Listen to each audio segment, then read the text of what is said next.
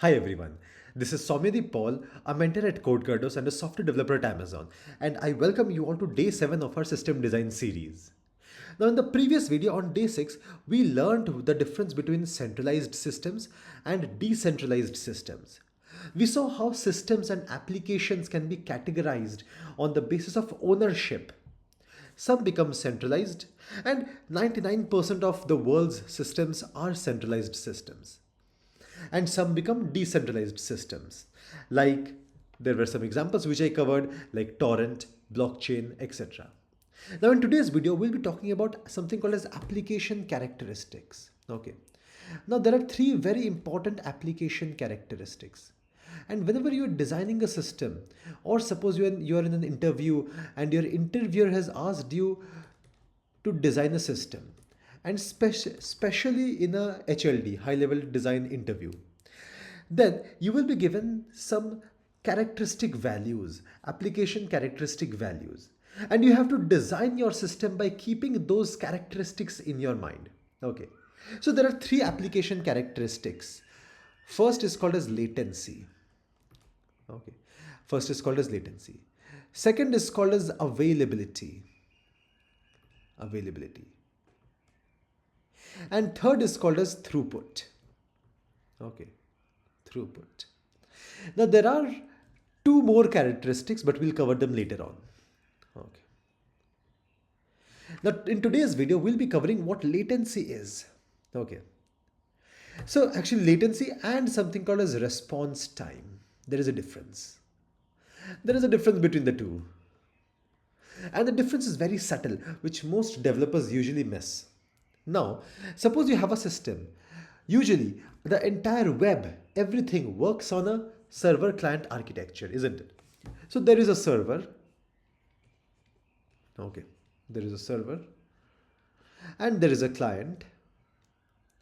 Now your client, if the client wants to store some data or wants to fetch some data or wants to delete some data or wants to update some data, the client will send a request to the server. Now the client is sending some request to the server, so it will take some time for the request, for the API call, the request to reach from the client to the server, isn't it? It will take some time for this request. Okay. Suppose this time is T1. Okay. This time is T1. Now the server received the request. Now the server may see, oh, this is a get API call. So maybe I have to send some information, or maybe this is a put API call. So I have to update some information, or maybe it's a delete API call. So I have to delete some information, or this is a post API call. So I have to post, I have to save some information. And so whatever type of API came, whatever type of request came, based on that, the server will do some work, isn't it? There will also be a database. So the server will make some calls to the database. The database will give some confirmation that, yeah, whatever tasks you wanted me to do, whatever updates you wanted me to do are done. So the server may do some computations within itself. The server may talk to the database and make some updates to the data. So the server will do some task, and that task may take some T2 time. Okay.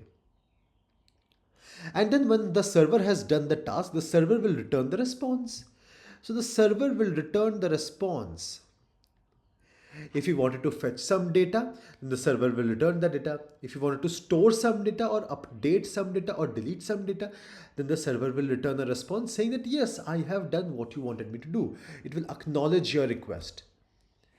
And this response will again take some time to reach from the server to the client, isn't it? Now this will be T3 time, let's say. So what am I saying? I am saying T1 is nothing but time taken for the request. Time taken for the request to go from client to server. Okay. What is T2? T2 is time taken for processing. Okay.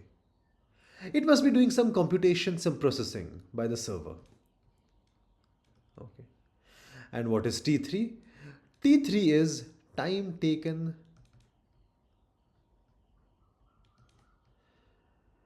for the response to go from server to client. Okay, this. Now, what is your response time? Your response time is defined as the total time taken, your T1 plus T2 plus T3.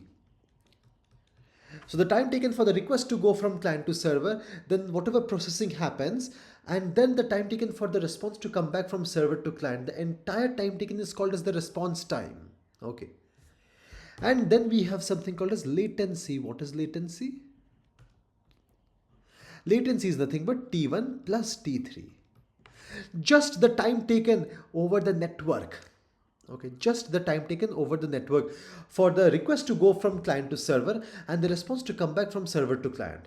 This is called as latency. Okay, so I hope the difference between latency and response time is clear to all of you. Okay. So I'll see you all in the next video where we'll see what is the advantages or how we can improve latency and how we can improve latency and in which conditions the latency will not be that good. Okay, so I'll see you all in the next video. And if you want to study these concepts in a much more in-depth manner, stay away from MAANG developers, people who already work in big companies like Microsoft, Amazon, Google, Netflix, etc. Then do join CodeKerdos.